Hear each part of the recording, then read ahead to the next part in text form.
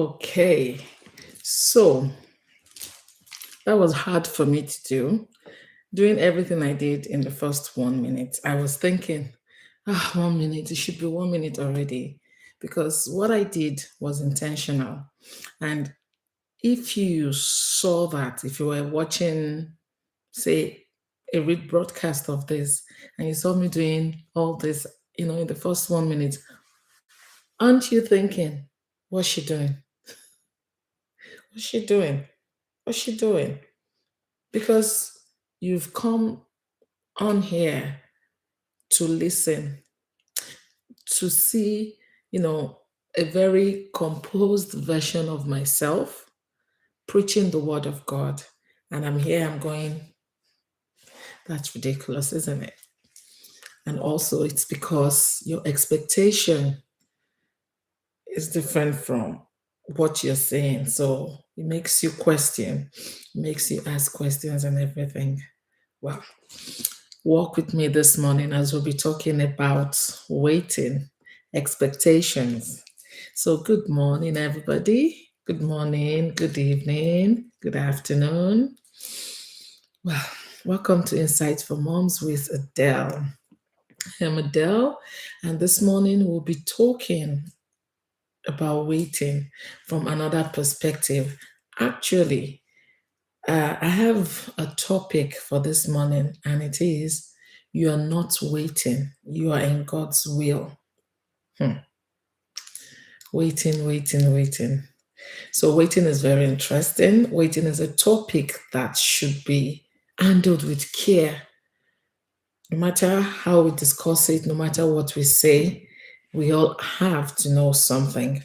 It's very touchy.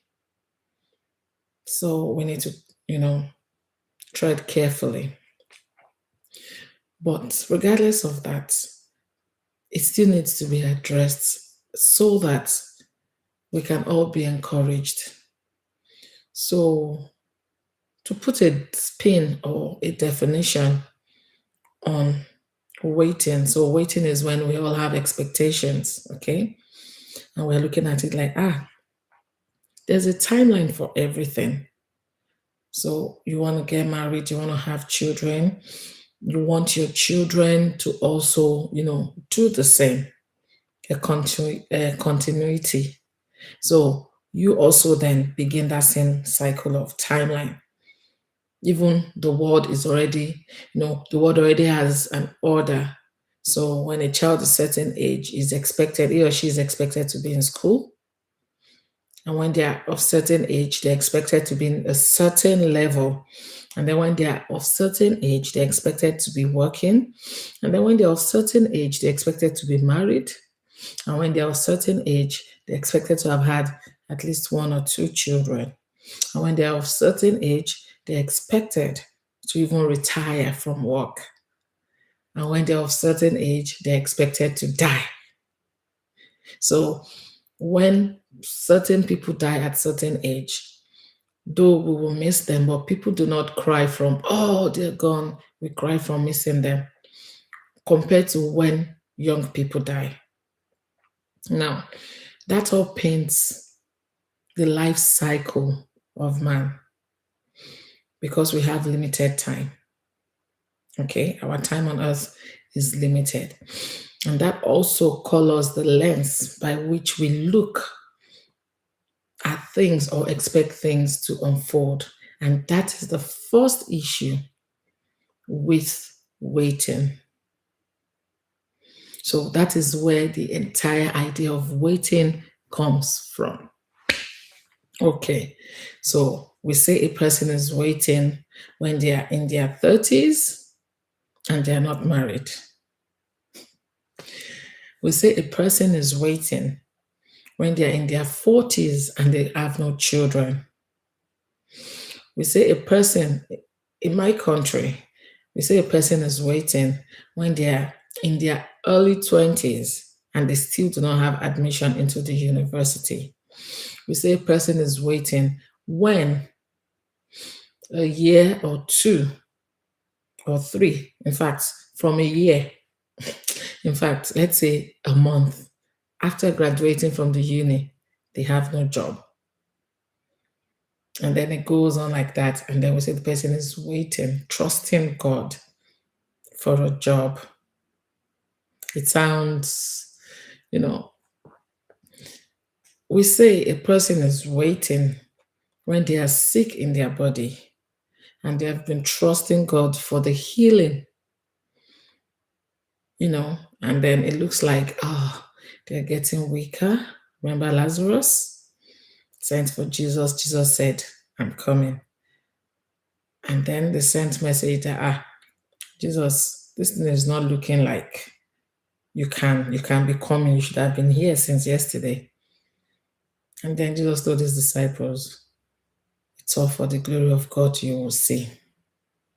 And Lazarus died. The apostles must have been like, we waited too long. But they missed something when Jesus said, this is for the glory of God. Mary and Martha were already crying. People were already mourning with them like, Lazarus is gone. Lazarus is dead. And when Jesus got to the scene, he didn't meet anybody waiting actually. He met people who had concluded that this is the end. He met people who were focused on burying the dead. He has been buried. Let us hold the hand of Mary and Martha. Oh, God be with this family. Jesus told them to wait. He didn't meet anyone waiting. Now, that is the waiting we're talking about this morning. When I said you are not waiting, you are in God's will. God told Abraham to wait. God had been calling Abraham. He said, I have made you the father of nations. Some translation will say the father of many nations. Even before he had Isaac, I have made you in the past tense. And in the process of Abraham waiting, he had Ishmael. God didn't meet Abraham waiting at that point. If we were to look at is it Isaiah 43? I did have my notes. Okay. So when you're making notes, put your Bible passages on one side rather than under the points. Okay, so those who wait upon the Lord shall renew. Okay, let's not waste time on this. I can't find my note. That should be Isaiah 43. It's a popular scripture.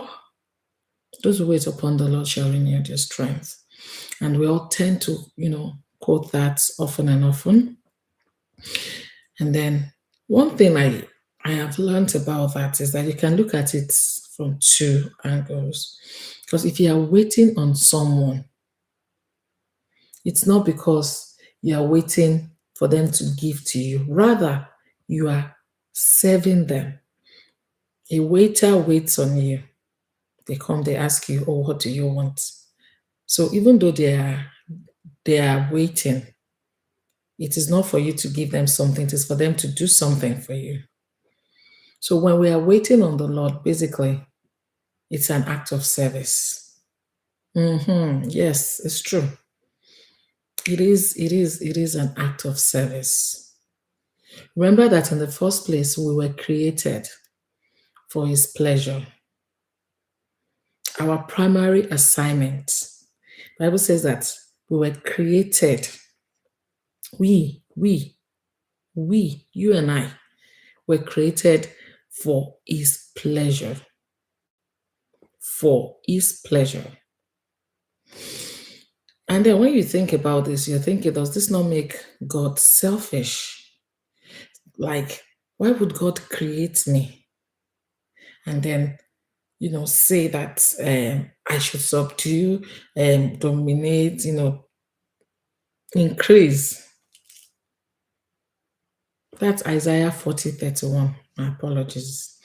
Those who wait upon the Lord will find new strength, not Isaiah 43. Yes, I found it. That's why we're created for His pleasure. So that means we are the created.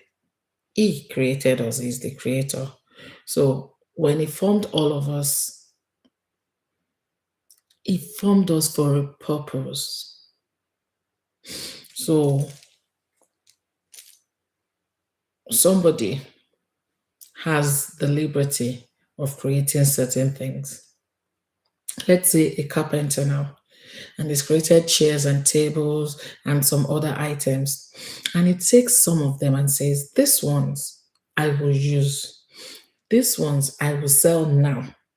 Those ones I will sell later. These ones I can sell them in a multi buy. So that means you can buy a table and four chairs at once. But some chairs can only be sold individually. You see, he created them, but for different purposes. The one he will use in his home would serve him in his home, his pleasure. The ones he would sell, they will fetch him money, his pleasure. You understand? But remember that in the process of selling some things, he has to wait for the buyers to come. Okay? So will the chairs and tables now say, nobody is sitting on us yet? Nobody is using us yet. We are waiting.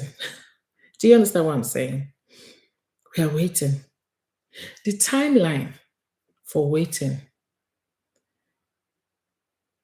is dependent on the carpenter. He can even decide not to sell them anymore. He can decide to use them as a showpiece. It's all on him. So, the concept of waiting comes from our own timing. We look at everything through. I have limited time. My mates are married. Why am I not married? Some of my friends have children I don't have. Do you know how how powerful our conception of waiting is? So much so that it robs us of joy. You see people of the same age. Some of them have grown up kids. Some of them have younger children. And by the time those with grown up kids have children that are already getting married, your own children are still going to secondary school. And you who have children that are still going to secondary school, you're already calculating like, how old will I be when my child now gets married? Will I have more time? Focusing on that timeline robs us of the ability to serve the one we are waiting on. I'm trying to preach this as, with with understanding, and at the same time I do not want to rub off on anybody wrongly or say that your waiting is not so. No. But the message this morning is that whatever it is that you're waiting for, you are actually not waiting. You are in God's will. Honestly, you've been waiting for, people come to give testimonies. I waited 20 years, 30 years. And then the babies are here, or the baby is here, and they're in their 60s. And even I am thinking, oh my God, there's work ahead because raising children, even when you are younger, is hard. Recovering, as a woman recovering from childbirth, oh my goodness. For some people, they spring back. For some people, it takes time. But the deciding factor most of the time is, the youthfulness of the body. And this is someone just having their own child at 60. Mm. And Elizabeth and Sarah, they are shaking their head. For me, they're like, what do you know? Ah, because all I can think of is 60. At the age of 60, I forgot that if God did that, you know, you don't understand. If God did it for Elizabeth and Mary, then my expectation, the way I should be thinking is, oh, God has done this before. So he obviously put strength in their bodies for that season of their life. I shouldn't be thinking like, how would these people do it? I should realize that if God made them carry that baby in that time and in that season, as far as God is concerned, they are 20 years old. Did you get that? But I can only think biologically, and that is wrong. So there are so many things that actually determine how we see waiting and why we call it waiting, because we have put a time on it. When I was a teenager, there was a girl in teens church with me. I know her and I know her mom. And anytime they would make a call in church for those who are trusting God for the fruit of the womb, this girl's mom would go forward. So one day I was like, I couldn't ask the girl, obviously, but I asked someone, I'm like, is this girl's mom always going forward when they're asking for those who are trusting God for the fruit of the womb? And they said she wanted to have another child. Because I didn't see it that way. I was a child. And then you would see the perspective of children is just simple. She has a child. She is no longer trusting God for the fruit of the womb. She just wanted more. She truly, truly does not belong in that category. Honestly, it might sound insensitive today, but it's just the truth. They should make a different altar call for them. They shouldn't lump everybody up, because now that then makes it look like she's not grateful for what she already has. In ministries, when you're praying for people who have been waiting, people who've never had children, separate it. And those who want more, oh, you have a child, you want to have another. Do you know that even in such situation, people who have had girls, 4 girls, they would go out because they are trusting God for a boy. And you know, this changes the whole perspective. Okay. Now, I just thought to mention that, because one of the things that we ought to do in the season of waiting is that we all ought to always remember that we are in service. If we are in His will, then we are in service, and it is God's timing. I took some time to try to make sense out of waiting. But the message is this: if we are in God's will, then we are in service, and we'll always be on active duty. So when we are in His will and the things that we are expecting do not seem to be coming at the time of our own expectation, it is that our own timing that causes distraction, that takes us out of service. I'll give an example of the Israelites. After God took them out of Egypt and they were in the desert, and they had seen so many miracles, lights, pillar of cloud. Do you even know what that pillar of cloud meant? See, sometimes we want to go on holiday for summer and then we are checking the temperature. Maybe want to go to the Middle East. We've checked Dubai and we are like 46 degrees. No. Even some people living in Dubai, it is during summer that they go on. They go on holiday, they leave Dubai. So my husband is like, no, 43, 46 degrees, no way. But then people living in Dubai say that everywhere is heavily air conditioned. That is what God did for the Israelites, because they were walking in a desert, hot sand. And remember that in those days, my mom bought some sort of sandal from Jerusalem. You see, the leather of that sandal remained intact, but you see the sole after like it's been 10 years now or 11 because I know that it was when my mom returned from Jerusalem that my dad died, so I can do the calculation. The leather of those sandals are still fine, but you see the sole of it is what gave up, but leather remained intact. And that tells you that, back then, they used pure leathers to make their shoes, but they cannot use leather for the sole of the shoe. And they are walking on hot sand day and night because even at night self, the heat in the sand will still be releasing.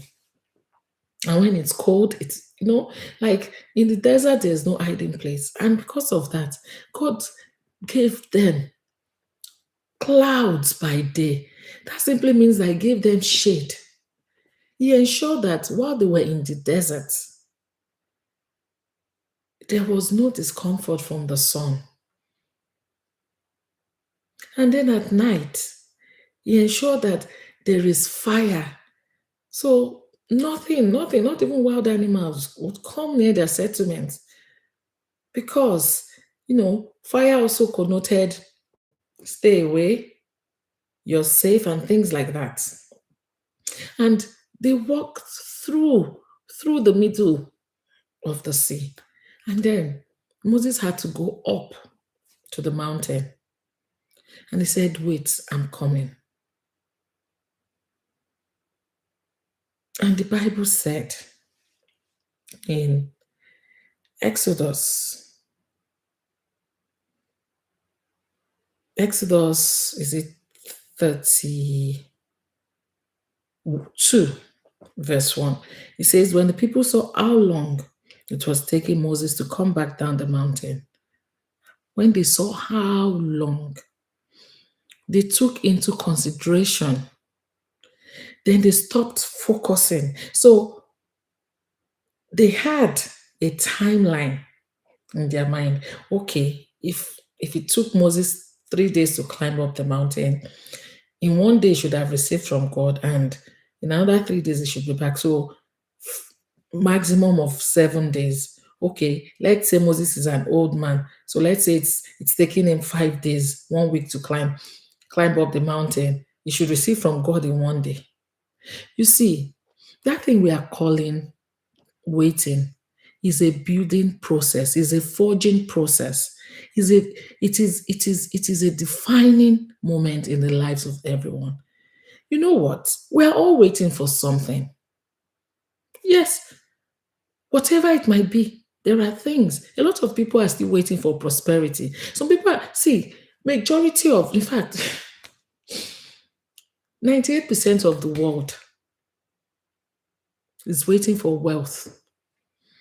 Christians are still waiting for the promises of laying up gold as dust. When they saw that Moses was not coming, they found an alternative. And it's that alternative that we need to talk about. We've waited so long. You want to get married and then you marry anyone. You've waited so long. Sarah had to tell Abraham to go into her maid. Zachariah did not believe God, even when he saw an angel. He chose to question, how do I know you are telling me the truth? Seriously? We we we go for alternatives when we are focused so much on timelines. And that is where the issues come. When we are focused on timelines, issues creep up on us. We listen to any advice. We allow those timelines to rob us of our joy. Then we are no longer focused on service. Rather, we are like, my clock is ticking. My biological clock is ticking. Yes, it is. But that is not the point. The point is God's promises. If He has said it, He would do it. And remember that even the Bible says in, is it Habakkuk, where it says that even if it seemed delayed, it shall come to pass. These words of God, they are not empty. They are not. And if you truly take your gaze off the timeline and look at where you are, where you've come from, where you are, you will see that in that period, you have gone through a refinement that someone who didn't go through that would probably not have. It has produced in you virtue. Yes, everyone has had a time of waiting. Honestly, for some people, it was so short that, they didn't even have time to focus on it. But it has happened for everyone. And also, to, to round it off, to just prove to you that that thing that is breaking your heart is because you are focused on timeline and not on God. Do you know that everybody in the world is waiting for Jesus' return? Whether they acknowledge it or not. Some people call it the end of the world. The world will come to an end one day. Jesus has told us that He's coming back. Even sometimes when the apostles are talking, they talk like it will happen in their own days. Sometimes when you're reading the Bible, you will see that, even when they are talking about heaven, they make it sound like, it will happen tomorrow, it will happen in this generation. So many rumors of, the world is coming to an end on so and so day. But the point is, generations have come and gone. And we also, our own generation is likely to be gone by the time it comes. But I don't see anyone obsessing. I don't see anyone pausing. Even the church of God is not focused on timeline. We are still working. We are still earnestly serving. And did you know that the coming of Jesus is one thing that can cancel any form of waiting in life? When Jesus comes, everything that you can think or imagine, the day Jesus comes, bam, you become the wealthiest person on earth. Trust me. Because Jesus is here. You have entered into the fulfillment of the promise. Everything literally manifests. You can never be sick again. You have new bodies. When Jesus comes, you own things. You just have to think and say it, and just the way God planned it in the beginning. But I don't see people obsessing about Jesus coming. I don't see people going sad and morose and saying, my days, my biological clock is ticking and Jesus is the bridegroom. When is He coming? You understand? It is because we have attached more importance to our heart desires than the will, being in the will and settled in His will. That's why most of us get sad. That's why most of us sometimes we go for alternatives in the place of just being in God's will. And this morning, if you didn't hear anything, remember that even though it says waiting, it's not saying it's delayed. I know people say that word a lot. You're experiencing marital delay, you're experiencing delay in childbirth. Looking at it from the lenses of Christ and knowing that the timeline is of a God that is outside of time, it is not delay. When you call it delay, you are saying that it is not God that is doing it. You are simply saying that there is an external factor somewhere that is superior to God. So, the choice of words and our mindsets in times of waiting, it helps. It helps a lot to navigate that season in life. Remember that God has already said that no matter what, his plans is to give us a future and an expected end. So everything will happen. All that you want, all that you desire will happen. Just have a reset. Let your mind be renewed. And wherever you are, serve. Don't stop worshiping. Don't obsess too much. Try. I know how hard it is. So I am not coming here to tell you. That's not what I'm saying, that, oh, it's easy. No. Remember I said it's a process of forging. When you're forging something, when something is being made, whether it's forged by fire or nails, it is a hard process.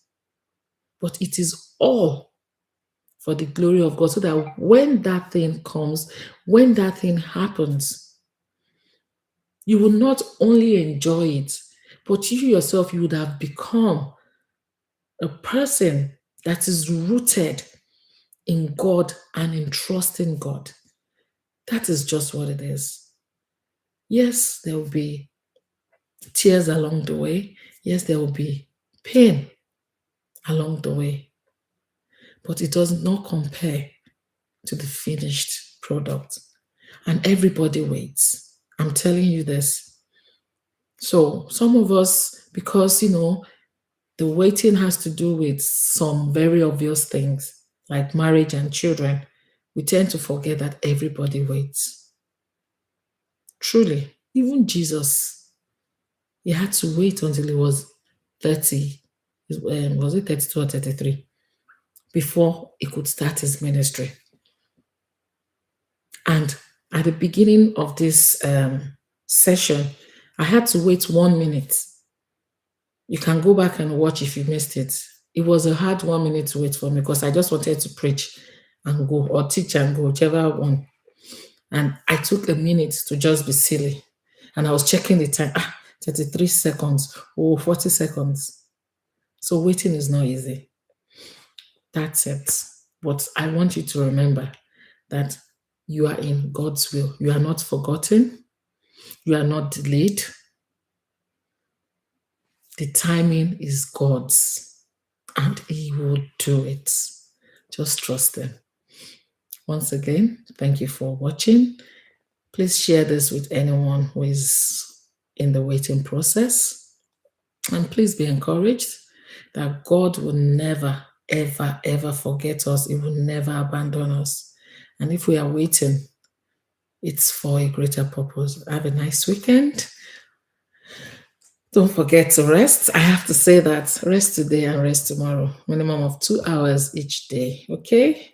And have a wonderful, wonderful weekend. God bless you. Don't forget to like. Don't forget to subscribe. And don't forget to share this session with people. Thank you. God bless you. Bye.